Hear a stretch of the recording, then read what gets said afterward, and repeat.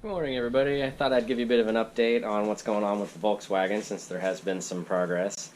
Largely what I've been doing here is taking parts off, cleaning them up, painting them, getting them looking nice again, and putting them back on the car. Right now I have the front end pretty much prepped for paint. I'm not going to paint it today because it's still a little wet, and I'm going to replace some parts this week, and I don't want to paint things that I'm going to have to paint again. I have new things like tie rod ends and ball joints. You can see like these rubber pieces are completely torn apart, and there's no reason to keep those. Those are cheap and can be replaced. So I'll get those later this week and have my first round of parts going on the car. But just so you know how I'm actually going about this, what I'm really doing is I'm pulling parts off, and I have a cleaning tank here now.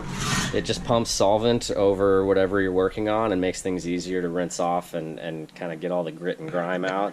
So I make it a pass through this. Once I get it somewhat clean in here, if it's a rusty part, which a lot of it is, I come over here and I have this set up to remove the rust using electrolysis. I've got this old school car charger, this battery charger, that sends a current through the metal, and it removes the rust and deposits it on these pieces of rebar.